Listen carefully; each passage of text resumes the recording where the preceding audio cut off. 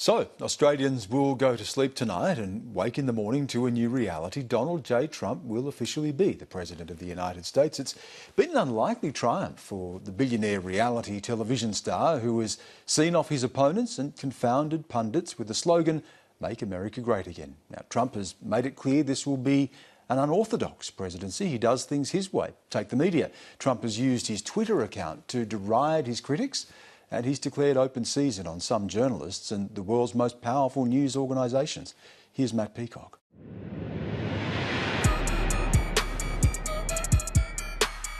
We're going to take on the big media, big business, and big donors that are bleeding our country dry.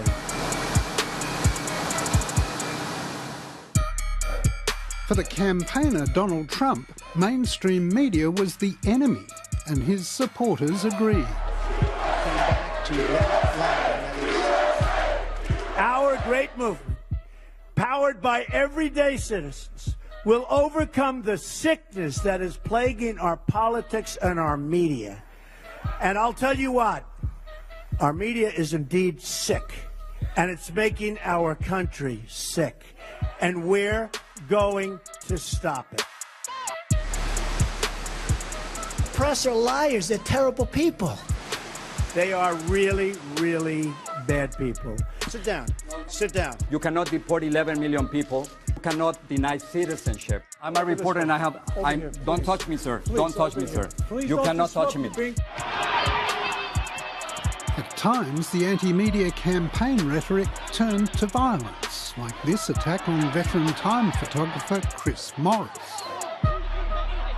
It's combative, it's often ugly. I've been at rallies where it's almost like a pantomime. Partway through his performance, he turns on the media and starts talking about how they're dishonest, and then the crowd turns around and they throw bottles.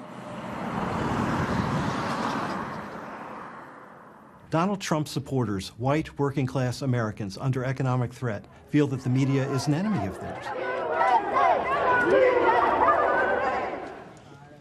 Journalist Nick O'Malley covered the Trump campaign for Fairfax Media.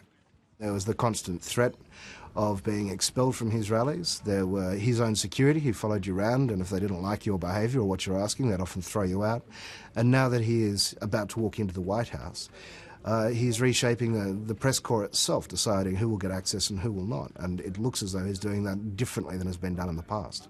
The fact that BuzzFeed and CNN made the decision to run with this unsubstantiated claim is a... Already the stage has been set at the President-elect's first media conference, where CNN and Donald Trump battled over who would get the next question. Since you're attacking us, can you give us a question? Go ahead. No, Mr. President-elect. Go ahead. President-elect, Go ahead. Since you are attacking no, our news not you. organization, Not you. Can you give us a chance? Your organization's you are terrible. Attacking our news organization. Your organization's Can you give us terrible. a chance Let's to go. ask a question, sir? Go ahead. Sir, quiet. Quiet. Mr. President-elect. Go ahead. She's asking a question. Don't be rude. President-elect, can you give us a question? Don't be rude.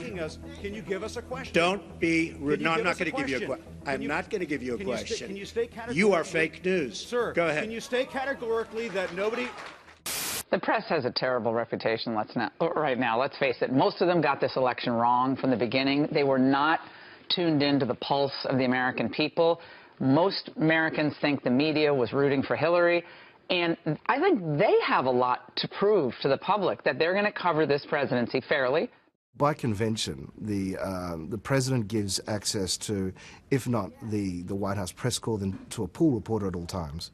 And he shows no signs of doing that. He shows no interest in doing that. And it is only a convention. He can do what he likes. To try and counter that, the press corps has written an open letter to him saying that they will stand united in pursuing access.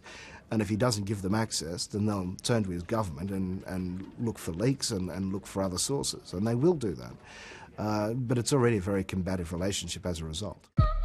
Donald Trump has already shown he has an alternative. At least 18 million followers on Twitter.